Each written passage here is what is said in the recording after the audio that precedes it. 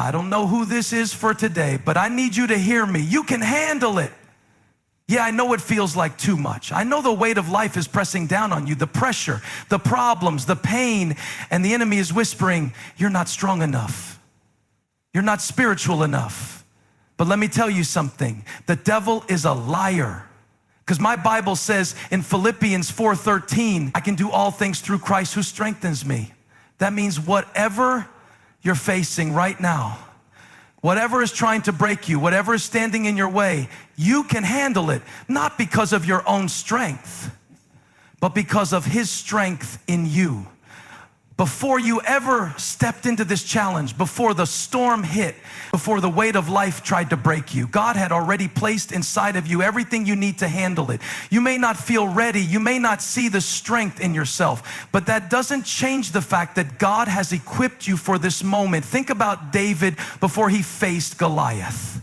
He didn't have a sword, he didn't have armor, he didn't have the experience of a warrior, but he had something better. He had the skill God developed in him while he was alone in the fields protecting sheep.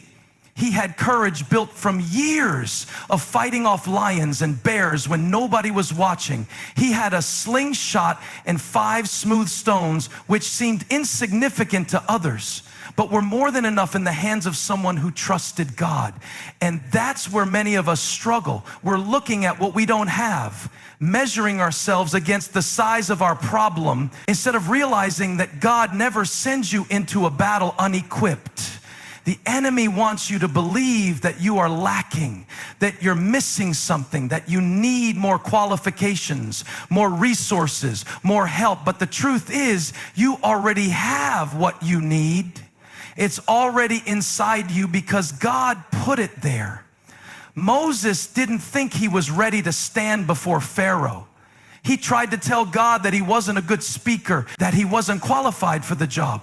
But what did God say? What is that in your hand? Exodus 4:02. God was showing him that he had already provided the tool Moses needed, his staff. That same staff was about to be the instrument through which God would perform miracles, part seas, and lead his people to freedom. The problem isn't that we don't have what we need. The problem is that we don't recognize it. We keep waiting for something else, for a sign, for an opportunity, for somebody to validate us. When all along, God has already placed inside us the ability, the wisdom, and the power to overcome. He doesn't call the equipped, He equips the called.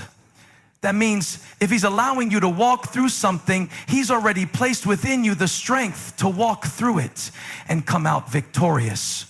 You may feel weak, but that's where God's strength shows up the most. You may feel like you don't have the resources, but God is the God of more than enough. You may think you're not ready, but God doesn't make mistakes. If He brought you to this, He's already placed inside you what you need to get through it. So stop doubting yourself. Stop waiting for someone to confirm what God has already spoken over your life. Stop letting fear tell you that you're not enough. If God has allowed this challenge, then you can be confident in this. You are already equipped, already prepared, already anointed to handle it. Nobody likes the struggle. Nobody enjoys the pain, the pressure, the waiting, the uncertainty. But what if I told you that what you're going through right now isn't meant to destroy you, it's meant to develop you? Every struggle you're facing is not a sign that you're failing, it's a sign that God is training you. Look at Joseph. He had a dream from God, a vision of greatness, but before he could step into that promise, he had to go through the process. Betrayed by his own brothers, sold into slavery, wrongfully accused, thrown into prison. Every single one of those moments felt like a setback, but they were actually a setup for what God was preparing him to do. The years in the pit and the prison were not wasted. They were training grounds. In Potiphar's house, Joseph learned leadership. In the prison, he learned patience. And when the time was right, he was ready to step into his purpose because the struggle had already prepared him for it. God does the same thing in our lives. The things we complain about today might just be the things that qualify us for our next level. The challenges we're facing now might be the very thing God is using to shape us into the person we need to be. Think about an athlete in training. They don't just show up on game day and expect to win. They endure the workouts, the discipline, the pain of pushing their body beyond its limits because they know that without the struggle, there is no strength. David didn't just wake up one day and defeat Goliath. He didn't just suddenly become strong, fearless, and ready for battle. No, he had been in training all along. When he was tending sheep, nobody was watching, nobody was praising him, but he was fighting off lions and bears. Those battles in secret were preparing him for the battle that would make him known. He didn't even realize it, but every time he swung that slingshot, every time he protected his flock, every time he stood his ground, it was training. And that's what God is doing in your life. That difficult coworker, training. That financial hardship, training. That unexpected disappointment, training. Every trial, every obstacle, every closed door, it's all building something in you that you're going to need in the next season of your life. If you skip the struggle, you miss the strength. We often pray for God to take away the hard things. But what if the hard things are the very things making us into the person God has called us to be? What if the frustration is building perseverance? What if the waiting is building patience? What if the challenge is shaping our character? We may not always see it in the moment, but later, when we stand in victory, we'll realize that everything we went through was necessary. The struggle wasn't punishment, it was preparation. Fear is the enemy's favorite weapon because he knows that if he can control your mind, he can control your actions. Fear will paralyze you, make you second guess yourself, and keep you stuck in places God never intended for you to stay. But the truth is, fear is a liar. It magnifies problems, distorts reality, and convinces you that you are weaker than you really are. It whispers lies like, you can't handle this. You're not strong enough. And what if you fail? But here's the good news. Faith is stronger than fear, and it is your greatest weapon. Faith doesn't ignore the problem, but it looks beyond it. Faith acknowledges the storm, but trusts the one who can calm it. When Peter stepped out of the boat to walk on water, he wasn't walking on the waves. He was walking on faith. As long as his eyes were fixed on Jesus, he did the impossible. But the moment he focused on the wind and the waves, fear took over and he started sinking. That's exactly how the enemy works. He wants you to focus on the problem instead of God's promises. He wants you to dwell on the what ifs instead of the God said. But you have the power to choose faith over fear. The Bible says in 2 Timothy 1:7 that God has not given us a spirit of fear, but of power, love, and a sound mind. That means fear doesn't come from God. If it doesn't come from Him, then why should you accept it? If God has given you power, then why live in weakness? If He has given you love, then why let fear consume you? If He has given you a sound mind, then why let anxiety control your thoughts? The devil wants to keep you bound in fear because he knows that the moment you start walking by faith, you become unstoppable. Look at Joshua. When Moses died, Joshua was chosen to lead the Israelites into the promised land. But before he could step into his assignment, God had to remind him of something over and over. Be strong and courageous. Do not be afraid, for I am with you wherever you go. God wasn't saying that the journey would be easy. He wasn't promising that Joshua wouldn't face opposition. He was simply reminding him that fear had no place in the life of someone walking in God's power. The same applies to you. The fear that tells you you're not enough, it's a lie. The doubt that makes you question if you're capable, it's an illusion. Fear may knock on the door, but you don't have to let it in. The next time fear tries to overwhelm you, respond with faith. Speak God's promises over your life. Declare His truth. Move forward even when you feel afraid. Fear may roar, but faith will always win the fight. There are moments in life when the weight of everything feels unbearable, when the pressure is too much, when the struggle is real and you don't know how you're going to make it. But here's the truth. You were never meant to carry it all on your own. Your strength alone was never the source of your victory. God is.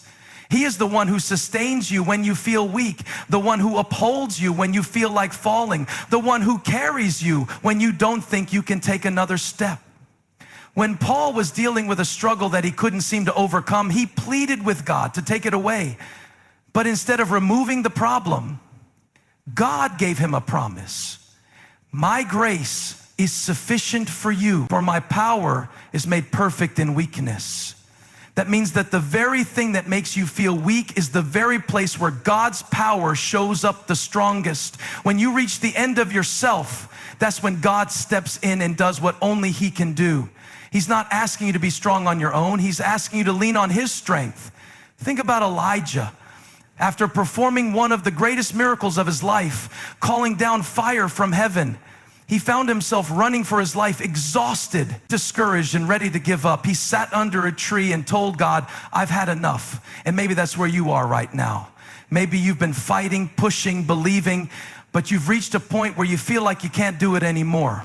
But notice what God did for Elijah. He didn't rebuke him for feeling weak. He didn't tell him to toughen up. Instead, He sent an angel to feed him, to strengthen him, and to remind him that his journey wasn't over. God didn't take away the battle, but He gave Elijah the strength to keep going. So many times we try to handle everything in our own power, and when we feel like we're failing, we think something is wrong with us. But the reality is, we were never meant to do this alone. Isaiah 40:31 says, those who wait on the Lord shall renew their strength. They will mount up with wings like eagles. They will run and not grow weary. They will walk and not faint. That means the strength you need is not something you have to manufacture. It's something you receive. When you stay connected to God, when you lean into His presence, when you trust Him with the things you can't control, He gives you the strength to keep going. Life will always bring challenges. There will always be moments that test you, moments that push you to your limits. But the good news is, you don't have to rely on your own power to get through them. The same God who spoke the universe into existence, the same God who parted the Red Sea, the same God who raised Jesus from the dead, that same power is working in you. Your words have power. What you speak over your life, what you declare in the midst of your struggle, what you confess in the midst of your pain, it matters. Too many people are living in defeat, not because of their circumstances, but because of the words they keep speaking. They say things like, I'll never get through this. I'm not strong enough, or things will never change. And without even realizing it, they are shaping their reality with their own words. The Bible says in Proverbs 18:21, the power of life and death is in the tongue. That means what comes out of your mouth is either bringing life to your situation or adding fuel to your struggles. When David stood before Goliath, he didn't talk about how big the giant was. He didn't let fear dictate his words. Instead, he declared victory before the battle even began. He said, this day the Lord will deliver you into my hands.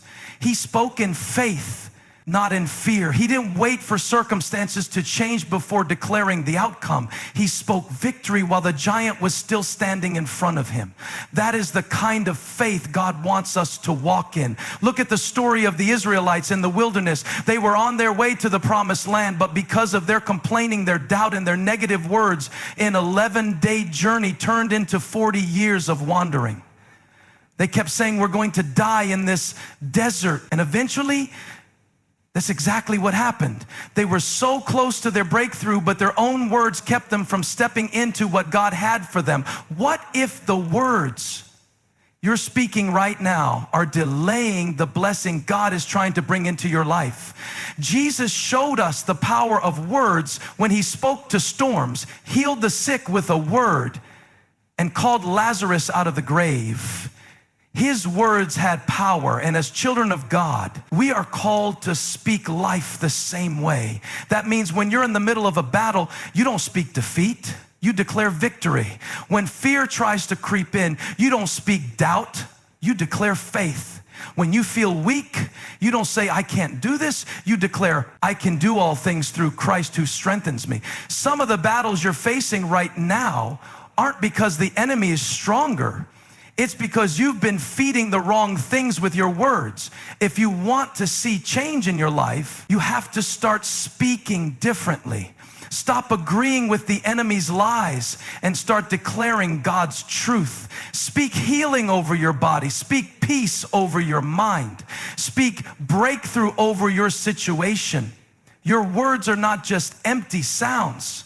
They carry power. What you declare today will shape your tomorrow. So start speaking like someone who knows they have already won the victory. The enemy always attacks the hardest when you are closest to your breakthrough. The moments when you feel like giving up, when the pressure is unbearable, when everything seems to be working against you, those are often the moments right before God does something incredible in your life.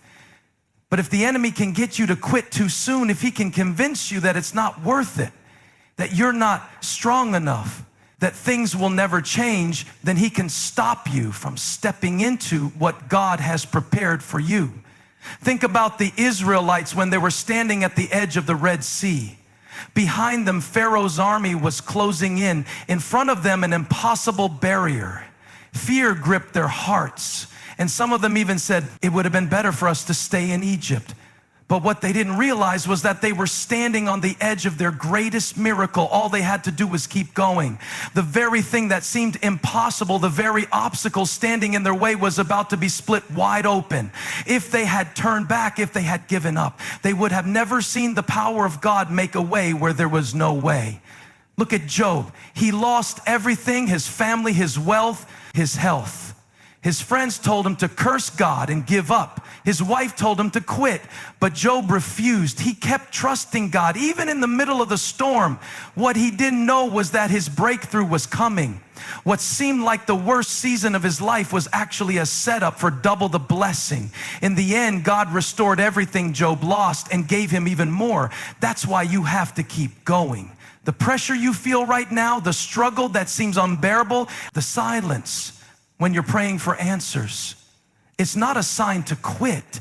It's a sign that you're closer than ever to your breakthrough. The enemy wouldn't be fighting you this hard if you weren't a threat. He wouldn't be attacking you so much if he didn't know that something powerful is on the other side of your perseverance. Paul said in Galatians 6:9, do not grow weary in doing good, for in due season you will reap a harvest if you do not give up. That means there is a harvest waiting for you. There is something greater on the other side of this struggle. But the key is not giving up. If you stop too soon, you'll miss what God has prepared. If you let discouragement win, you'll never see what was just ahead of you. God didn't bring you this far to leave you. He didn't allow you to go through everything you've been through just to see you fail now. He is faithful to finish what he started. The breakthrough is coming. The blessing is on the way. The doors that seem closed will open, but you have to keep going, even when it's hard, even when it doesn't make sense, even when you feel like you have nothing left, because just when you think you can't go any further, that's often when God shows up and turns everything around.